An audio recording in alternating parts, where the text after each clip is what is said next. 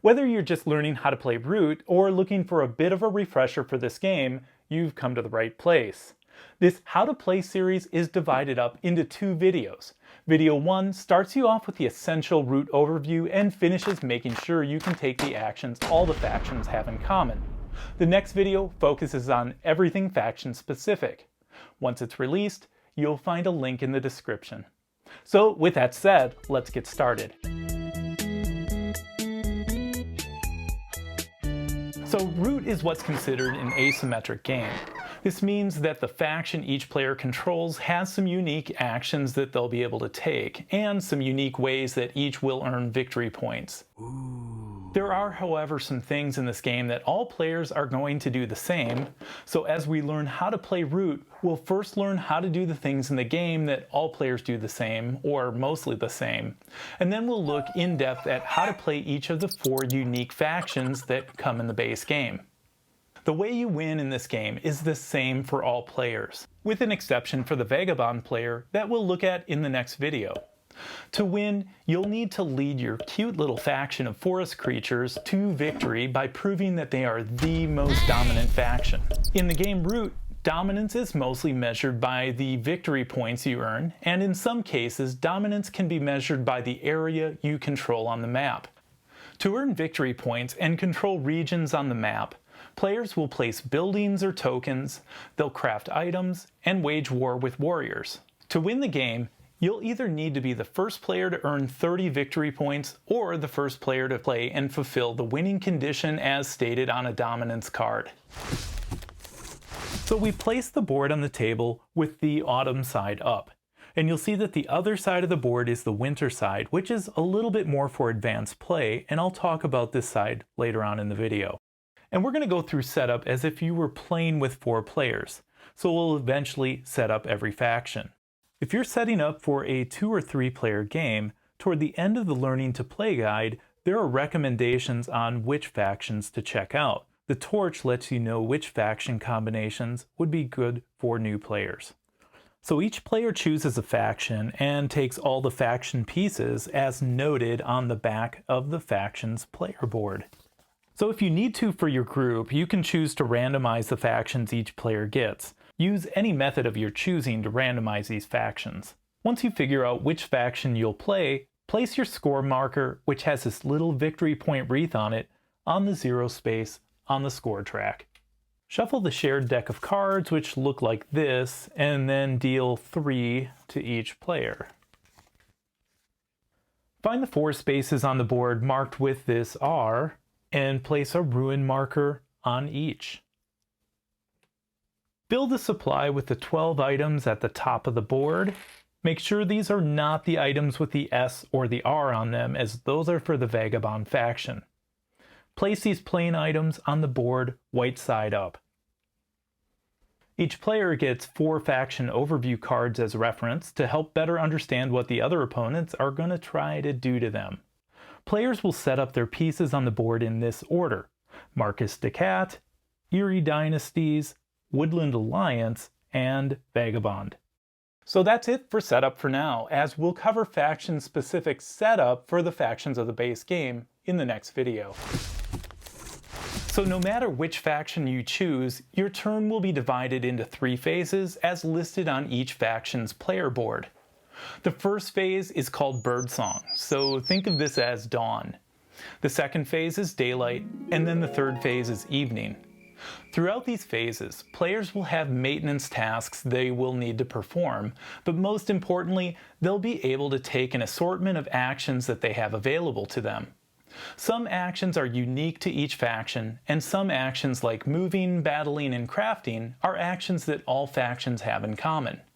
Players also have unique ways that they can earn victory points, but all players can earn the victory points listed on cards when they craft them, and then players get 1 victory point when they remove another player's buildings or tokens from a clearing.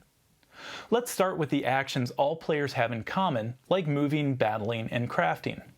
But to do this, we first need to know a little bit more about the map. So there are 12 areas on the map called clearings, and each of these clearings is connected by paths.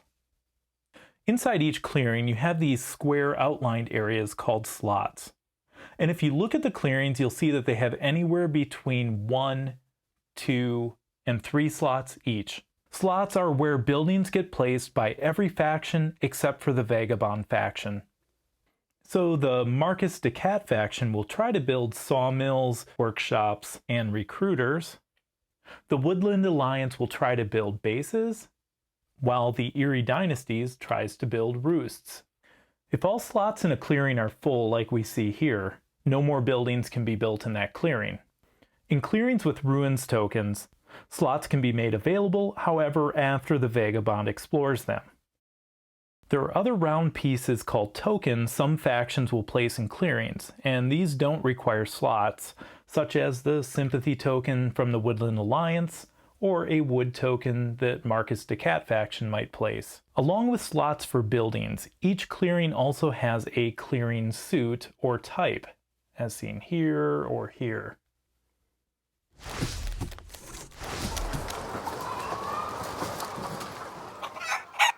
You may want to take the move action to move your warriors around to protect your buildings and or tokens. Or you may want to move them to attack other players to eke out a few victory points. And that would be if you can remove their buildings and tokens.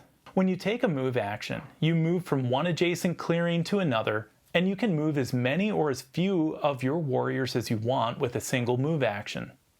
The restriction of moving is that you must rule either the clearing that you're moving from or rule the clearing that you are moving to, or both. So to rule a clearing, players must have the most combined warriors and buildings on the clearing than any other player. So over here in this clearing we have Woodland Alliance and Erie Dynasties. Woodland Alliance rules the clearing because they have 3 warriors and 1 building, so that's 4 ruling pieces to Erie Dynasties' 3. 2 warriors and 1 building. Don't count the token. Tokens do not count for ruling piece. Only buildings do, which are in the slots. If we look at this clearing over here, Erie Dynasties rules because they have 3 ruling pieces. 2 warriors and a building. 2 Woodland Alliances, 2. 1 building, 1 warrior. Again, don't count the token. Now, if Woodland Alliance had an action where they took the move action and they moved 1 warrior over into this clearing, now there would be a tie in this clearing for ruling pieces. Woodland Alliance has 3, Marcus Decat has 3, and when there's a tie for ruling pieces, no one rules the clearing. Now that we know what it takes to rule a clearing, let's look at a couple examples of moving. So Erie Dynasties rules this clearing, and they take the move action and move 2 warriors over here into this clearing to possibly battle Marcus Decat and take down this building. For another example of moving, Marcus Decat would like to move this warrior over to this clearing. Since Marcus Decat rules the clearing he is moving his warrior to, he can do this. Remember, you have to rule the clearing you're moving from, moving to, or both. So if Marcus Decat wanted to move this warrior over to this clearing, he wouldn't be able to since he neither rules this clearing that he's moving from or this clearing that he'd be moving to.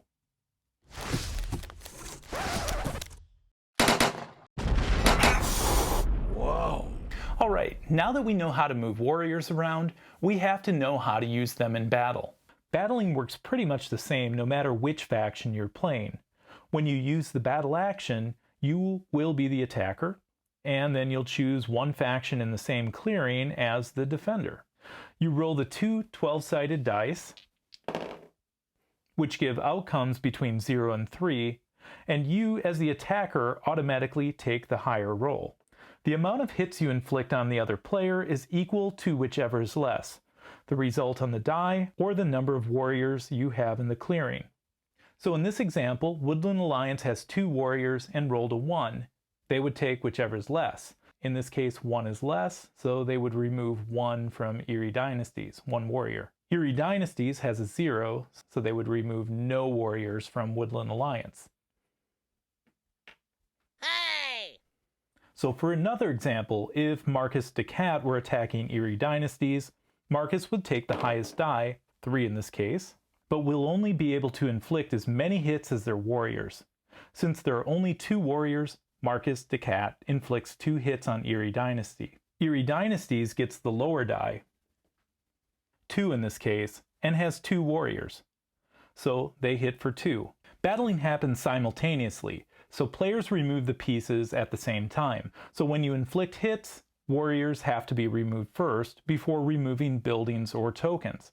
And remember, you get 1 victory point for each building and token you remove from the opponent. Now the player taking the hits gets to decide which pieces are removed.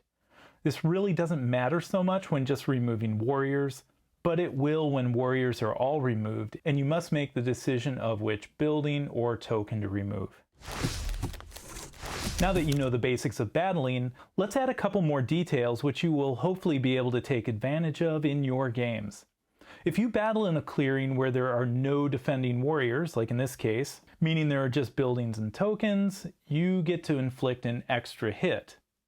So in this case, Eerie Dynasties is the attacker and Marcus Decat is the defender. However, Marcus Decat has no warriors. So Eerie Dynasty would roll, and rolls a 2 and a 0. The 2 get applied to Eerie Dynasties. The 0 really doesn't matter because Marcus Decat doesn't have any warriors. Eerie Dynasties would inflict 2 hits normally, and then the extra hit they'll add 1 more, so they can inflict 3. And so in this case, they really only need 2 to wipe out these 2 tokens, but they take out the building, the sawmill, and take out the wood token. And you know what that means. It means Eerie Dynasties gets to take 2 victory points. The last thing about battling is that at the start of battle, the defender can play an ambush card that matches the clearing and instantly inflict 2 hits on you as the attacker. So if Woodland Alliance was the attacker and Marcus Decat played this ambush card, Marcus Decat would inflict 2 wounds instantly, removing these 2 warriors. If this removes your warriors, the attack stops right there. You do have the option, however, to foil an ambush by playing an ambush card, again matching the clearing right after the defender plays theirs. And in this case, this ambush card is like a wild card. The bird type is wild, so that works in any clearing, and that would cancel this ambush out. Then the battle would continue in the clearing as normal. So since we're talking about cards, let's look at them more in depth. Cards can be used by all players in 2 different ways. First, cards can act like currency in this game, where you'll have to pay a card matching a clearing to take certain actions or do certain things with your faction. Now, even though there are only 3 types of clearings on the map, your cards come in 4 types. The mouse, the rabbit, and the fox, matching the clearings on the map, and then a special bird type, which is like a wild suit that can be used to match any of the clearings. So if I use the Field Hospital's ability from Marcus Decat, which says, whenever any Marcus warriors are removed, you may spend a card matching their clearing to place those warriors in the clearing with the keep token. To be able to use the Field Hospital ability and keep my wounded warriors in play, I have to discard a card which matches the clearing, which is the rabbit clearing, to be able to move them to my keep. So I'll discard this card with the rabbit on it, and it doesn't matter what's on the bottom of this card. You're just discarding it for the symbol or the type on the top. And then I'll move my warriors over to the keep token here.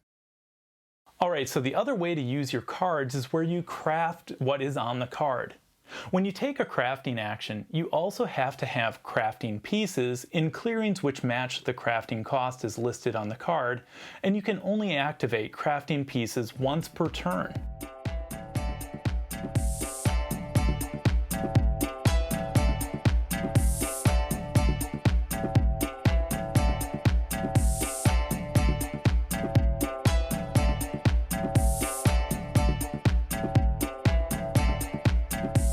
All characters in the game can craft, however each player's crafting pieces are different from one player to the next.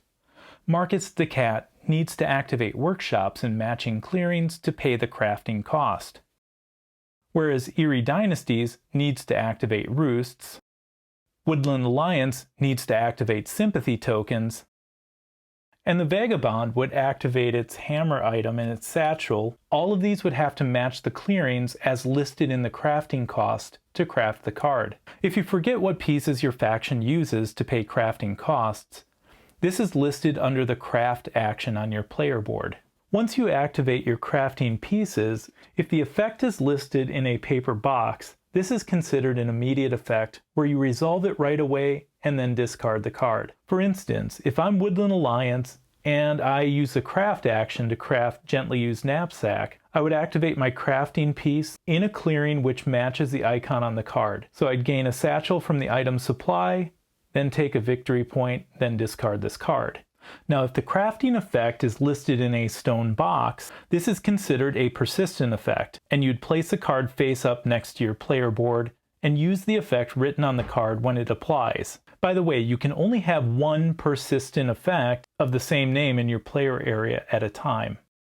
If the cost to craft the card shows question marks, then you can use crafting pieces from any clearings to fulfill the crafting cost of the card. So for example, as part of Eerie Dynasty's turn, they take the crafting action and want to craft Command Warren. The crafting cost for this card is to activate 2 crafting pieces in 2 rabbit clearings. Now, since you can only activate a crafting piece one time per turn, I like to shift them just a little bit to show that I've used that piece this turn. So I activate my roost in this rabbit clearing, this roost in this rabbit clearing, and then since this is a persistent effect, it goes by my player board. One last thing on crafting. If the supply does not have the matching item to take, you cannot craft the card. The last thing about cards that all players have in common are dominance cards. Dominance cards can again be used to pay for things that match a type of a clearing, but they cannot be crafted. If you use a dominance card for its type, instead of discarding it, place it aside. During any player's daylight phase, they may spend a card of a matching suit to purchase the dominance card. If you either purchase the dominance card this way or if you draw it and it is in your hand, then during the daylight phase, if you have at least 10 victory points, you may play the dominance card to your player area to activate it. When you do this, you abandon the whole victory point track winning condition and remove your victory point marker from the track. The only way you can now win the game is by fulfilling the winning condition as listed on your dominance card. By the way, this card can't be removed from play, nor does it count against your hand limit. And if you take a dominance card, you can't replace it with another one, nor can you decide to go back to victory points. So one more general rule that all players must follow is that you are confined by the constraints of the game. If pieces run out, you use as many as you can. And if they're gone, you can't place any more out there, and you can't perform that action on future turns. So before we move on to factions, I said we'd look closer at the winter side of the map. So during setup, you have the option of playing Root using the winter side of the board. This side adds more variation to your games where rather than having all of the clearing types fixed like on the autumn side, during setup, the clearing type markers are shuffled face down and placed at random on the map. After they're all placed, then you flip them all face up. Also, on this side, the river should be considered a divider of the forest areas. Why, you ask, is that important? Well, you'll see when we look closer at the Vagabond. So you're now ready to move on to video 2, which is focused on everything faction specific. Once I have the video posted, you'll be able to click the link on the right side of your screen, and you'll move on. By the way, bookmark these videos and you can use the chapter markers to quickly jump to a specific part whenever you need a rules clarification. If you like this type of content, consider becoming a patron of this channel over on Patreon. But all support like subscribing and checking out new videos is really appreciated. Alright, enough of that, so we'll see you in the next video.